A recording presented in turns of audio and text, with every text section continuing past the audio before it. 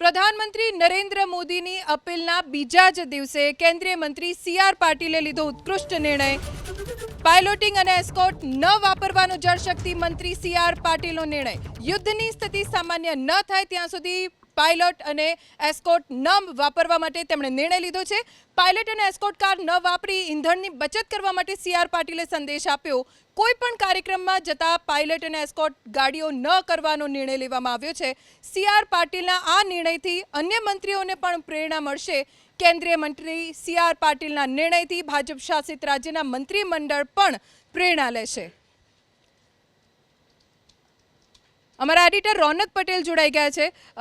Sir, સી.આર. પાટીલે પ્રધાનમંત્રીએ appeal કરી એના બીજા દિવસે આ ખૂબ મોટો નિર્ણય લીધો છે કેન્દ્રીય મંત્રી તરીકે।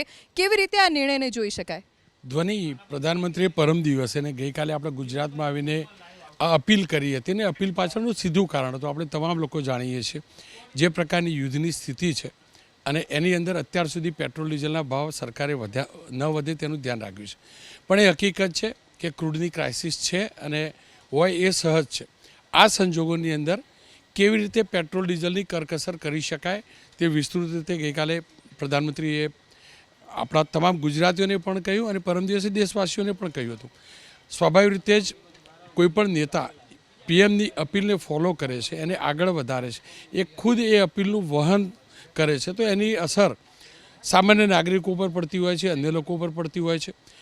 જળશક્તિ કેન્દ્રીય જળશક્તિ મંત્રી હોવાના નાતે તેમને કોઈપણ સ્ટેટમાં જતા હોય, દિલ્હીમાં હોય અથવા ગુજરાત અથવા કોઈપણ સ્ટેટમાં સરકારી કે ખાનગી કાર્યક્રમમાં જતા હોય ત્યારે એસ્કોર્ટ કાર મળતી હોય છે, પાયલોટિંગ ગાડી મળતી હોય છે અને પાયલોટિંગ ગાડી પાછળ પેટ્રોલ ડીઝલનો ખર્ચો પણ થતો હોય છે, માનવ કલાકો પણ બગડતા હોય છે। પણ આ તમામની વચ્ચે કેમ કે પ્રધાનમંત્રીએ અપીલ કરી અને એ અપીલનું વહન કરવું, અપીલને આગળ કેવી રીતે વધારવી એ જ મુદ્દાને ધ્યાનમાં રાખી સી.આર. પાટીલે આ નિર્ણય કર્યો છે અને એ નિર્ણયની શરૂઆત પણ તેમને કરી દીધી છે। આજના દિવસની વાત કરીએ તો આજે એક પણ કાર્યક્રમમાં તેઓ એસ્કોર્ટ કે પાયલોટ સાથે નથી ગયા। કુલ મળીને પ્રધાનમંત્રીનો જે સંદેશ છે કે કેવી રીતે ફ્યુઅલ બચાવી શકીએ, કેવી રીતે ફોરેન એક્સચેન્જ વિદેશમાં જતું આપણે બચાવી શકીએ, કેવી રીતે આ ક્રાઇસિસથી આપણે ઉગરી શકીએ, એ જે સંદેશ હતો એ સંદેશને પોતાનાથી જ અમલ કરીને અન્ય લોકોને સંદેશ આપવાનું સી.આર. પાટીલે આ કાર્ય કર્યું છે અને આ એ જ સી.આર. પાટીલ છે। આપણે જાણીએ છીએ કેન્દ્રીય જળશક્તિ મંત્રી બન્યા ત્યારે જળ એ જીવન અને કેચ ધ રેન આ બંને સૂત્રો પ્રધાનમંત્રી નરેન્દ્રભાઈ મોદીએ આપ્યા હતા અને તેમને તેમના મંત્રાલયમાં તેને હુબહુ ઉતાર્યા। પાણીની વરસાદી પાણી વેડફાતું બચે, કેવી રીતે જમીનમાં ઉતારી શકાય, એનો ઉપયોગ કરી શકાય, એને આગળ વધાર્યું અને એ મુહિમ જબરજસ્ત કારગર સાબિત થઈ અને એ જ પ્રકારની પ્રેરણા અહીંયા પણ જોવા મળે છે। કુલ મળીને સી.આર. પાટીલે હું જે સમજ્યો છું અને મને જે જાણકારી મળી છે તેમને આ નિર્ણયનો અમલ કરી દીધો છે અને અમલ કરવા પાછળનો આશય એકમાત્ર છે કે એક મેસેજ જાય, સામાન્ય નાગરિકોમાં મેસેજ જાય કે જ્યારે એક નેતા, એક કેન્દ્રીય નેતા, એક કેબિનેટ રેન્કના મંત્રી કે પ્રધાનમંત્રીના સંદેશને વહન કરે છે, એનું અનુસરે છે, એ સંદેશ આપવાનો પ્રયાસ કર્યો છે અને સાચું નેતૃત્વ પણ આ છે કે કેન્દ્રીય નેતૃત્વ, શીર્ષક નેતૃત્વ, દેશના પ્રધાનમંત્રીએ જે સંદેશ આપ્યો છે તેની શરૂઆત એક મંત્રી પોતે કરે તો એનો સારો સંદેશ જતો હોય અને એ સંદેશનો આ પ્રયાસ છે। આભાર રોનક। તો કેન્દ્રીય મંત્રી સી.આર. પાટીલ બાદ ગુજરાતના મંત્રી કાંતિ અમૃતિયાએ પણ આ પહેલ કરી છે। પીએમ મોદીની ઈંધણ બચાવવા અંગેની અપીલનો મંત્રી કાંતિ અમૃતિયાએ પણ અમલ કર્યો। મંત્રી કાંતિ અમૃતિયાએ પણ પાયલોટિંગ ન લેવાનો નિર્ણય લીધો છે।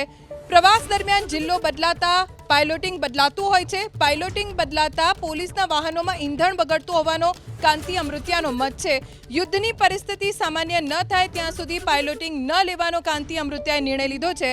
4 ગણું ઈંધણ અને માનવ કલાકો બચાવવા માટે કાંતિ અમૃતિયાએ આ પહેલ ગુજરાતમાં શરૂ કરી છે।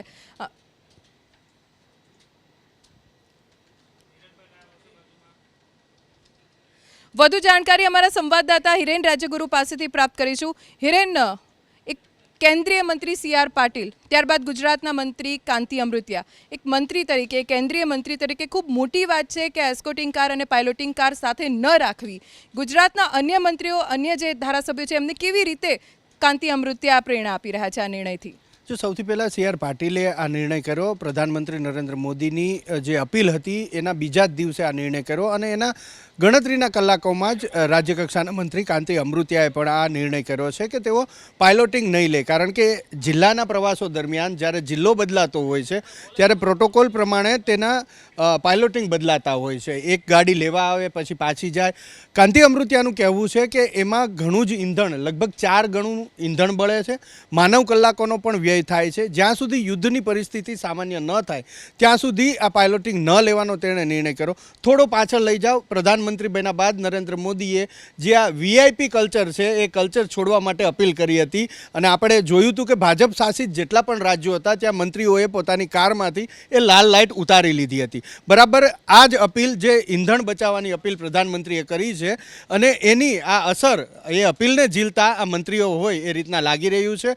એ પણ અંદાજ વ્યક્ત કરવામાં આવી રહ્યો છે કે હવે થોડા જ કલાકોમાં કદાચ વારાફરતી તમામ મંત્રીઓ આ પ્રકારેનો નિર્ણય લઈ અને એની જાહેરાત પણ કરી શકે. હિરેન, આભાર જાણકારી આપવા માટે.